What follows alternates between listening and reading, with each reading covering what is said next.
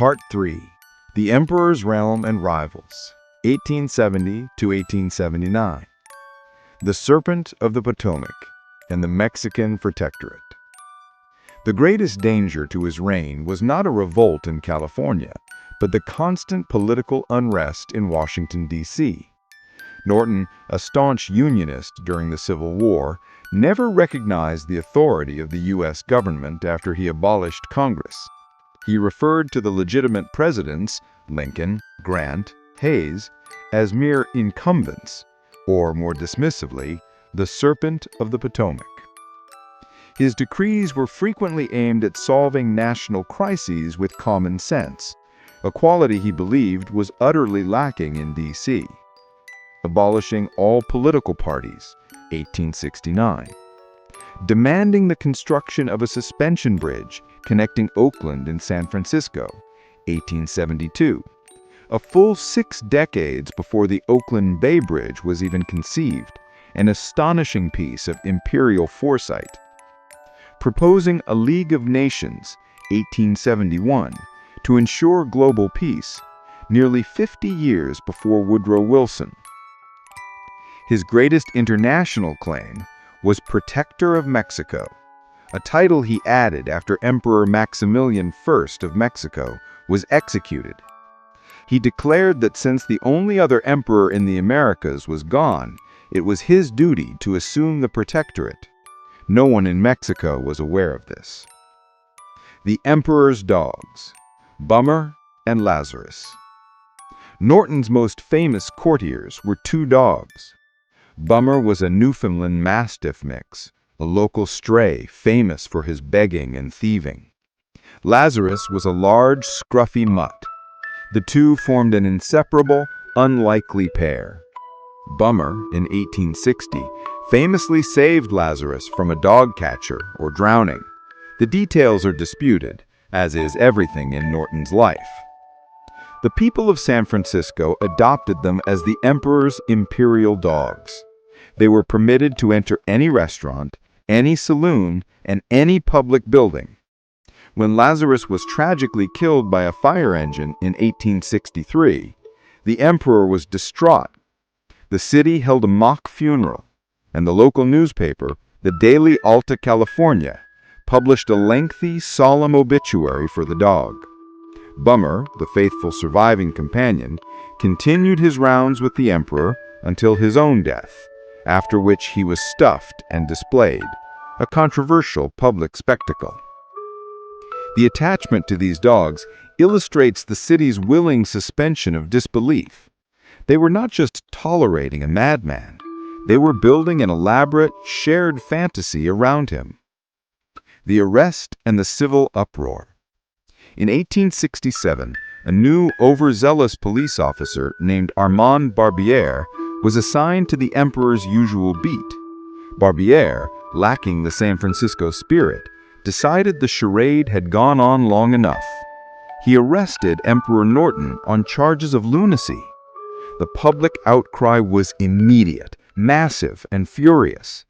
The city's newspapers, the very entities that had fostered the emperor's reign, erupted. They demanded Norton's immediate release. The sitting chief of police, Patrick Crowley, personally intervened. Crowley was appalled by Barbier's action and immediately ordered Norton's release, offering a deep and sincere public apology to His Imperial Majesty. In a landmark decision of civic empathy, Chief Crowley issued a standing order to all San Francisco police officers: the emperor shall never be disturbed. Furthermore, police officers were instructed to formally salute the emperor whenever they encountered him. The emperor's sovereignty was not only restored, but was now officially recognized and protected by the very real, very unimperial state of California. The story spread nationally, cementing Norton's fame as the city's beloved anomaly. Part 4. The Final Decree and Immortal Reign, 1880 to present. The Emperor's Legacy of Tolerance. By the late 1870s, Emperor Norton was the unquestioned soul of San Francisco. His presence symbolized a radical, beautiful tolerance, a unique civic pride in their own eccentricity. He ate for free at his favorite restaurants, attended theaters without charge. The management knew his presence was better than any advertising, and was given VIP seating on the fledgling public transit system.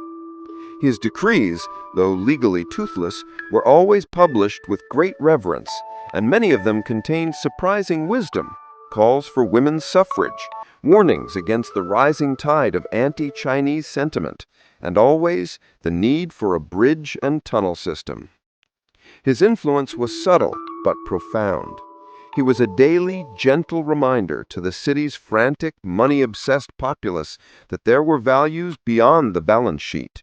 He was the city's conscience, its absurd, uniformed angel. The Emperor's Final Walk.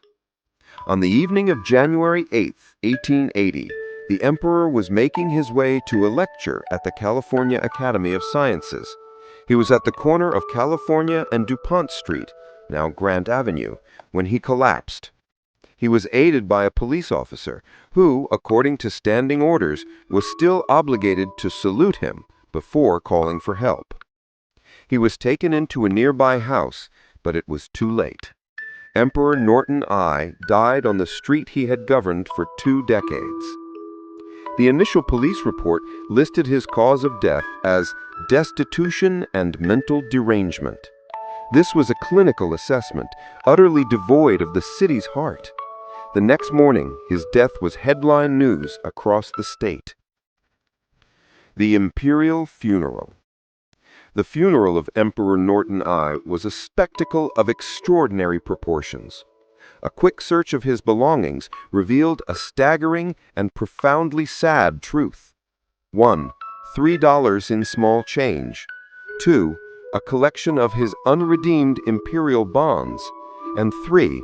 A handful of letters, including one from Queen Victoria, which, on closer inspection, was a clearly forged congratulation for his marriage to a wealthy Peruvian widow, a final romantic delusion. There were no other possessions.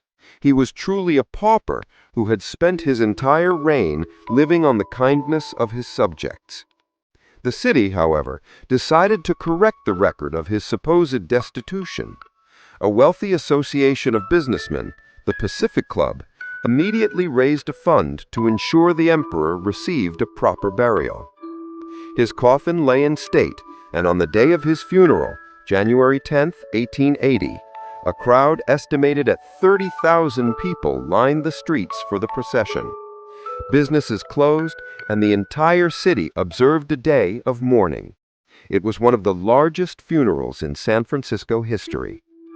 He was buried at the Masonic Cemetery. His simple headstone originally read, Norton I, Emperor of the United States and Protector of Mexico. Epilogue. The Secret Empress. In the mid-20th century, the city made 2 final, astonishing tributes to the emperor. 1. Reinterment. When the old Masonic cemetery was moved, Emperor Norton I was reinterred with full civic honors in the new Woodlawn Memorial Park. The new tombstone, paid for by the county, was much grander, proudly bearing his full title. And 2. The Secret Empress. A new, persistent rumor began to circulate. A woman, a beautiful former associate of his from South Africa, had secretly followed him to San Francisco. She lived as a wealthy recluse, quietly funding his imperial efforts, keeping his uniform clean, and ensuring his safety from afar. She was the one who paid off the original tailor, and the one who ensured his funeral was grand. This secret empress was the romantic explanation for why a man with no money always seemed to be properly dressed and never lacked a hot meal. While the historical evidence is slim, the story of the secret empress became part of the Norton legend, the city's final, beautiful act of completing the fantasy. To this day, Every time a proposal for a bridge or a tunnel between Oakland and San Francisco is brought up, someone in the press or local government will invoke the original decree of Emperor Norton I. His unbuilt bridge and his spirit of absurd, kind-hearted sovereignty remain a core part of San Francisco's identity. Joshua Abraham Norton was not a true sovereign, but he was a true American anomaly. He was a man who, having lost everything, gained a city and a nation by the simple, powerful act of believing his own story. And in a country built on self-invention, optimism, and a healthy skepticism of Washington, his kingdom of kindness and eccentricity was in its own way one of the most successful reigns in American history.